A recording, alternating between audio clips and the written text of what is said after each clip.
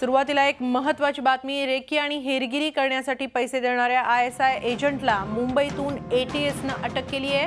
ISI agent Aftab Ali याच्यासाठी पैसे देऊन हेरगिरी करणाऱ्या एका व्यक्तीला एटीएसनं अटक केली आहे। महाराष्ट्र आणि यूपी एटीएसनं केलेल्या संयुक्त कारवाईत अल्ताफ कुरेशी नामक व्यक्तीला युसुफ मंजिल डॉक्टर आनंदराव मेन रोड इथून अटक करण्यात आली आहे। अल्ताफ हा मूळचा गुजरातमधील राजकोटचा रहिवासी असून तो मुंबईत हवाला रॅकेट चालवायचा। आयएसआयच्या सांगण्यावरून अल्ताफनं आयएसआय एजंट आफ्ताब याच्या अकाउंटवर पैसे जमा केले होते। तपासात अल्ताफकडे 70 लाख रुपये नवीन नोटा जप्त करण्यात आल्या।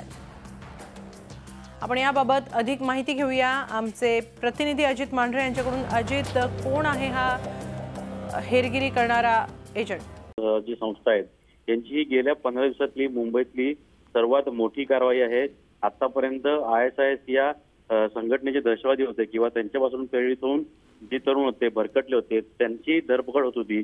पण मुंबईत यूपी एटीएसला मिळालेली माहिती आणि महाराष्ट्र एटीएसच्या मदतीनं नागपाडा आणि पायधुनी भागातून या भागात त्यांनी सर्च केला असता अल्ताफ नावाच्या एका व्यक्तीला त्यांनी अटक केलेली आहे। मोठं हवाला रॅकेट हा चालवायचा।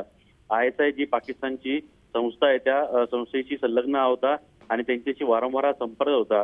त्यांच्या सांगण्यावरून यूपी एटीएसने काल ज्या आफ्ताब नावाच्या एका आयएसआय एजंटला अटक केली आहे त्या एजंटला ह्यांनी कोट्यवधी रुपये पाठवले आहेत।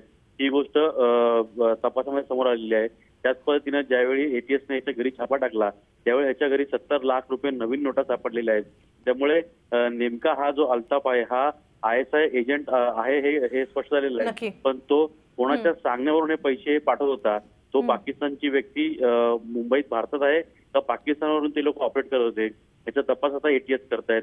या प्रकरणी आणखीन काही जणांना अटक होणार आहे असं एटीएसच्या सूत्रांनी सांगितलेलं आहे। धन्यवाद अजित, आपण दिलेल्या या सविस्तर माहितीसाठी।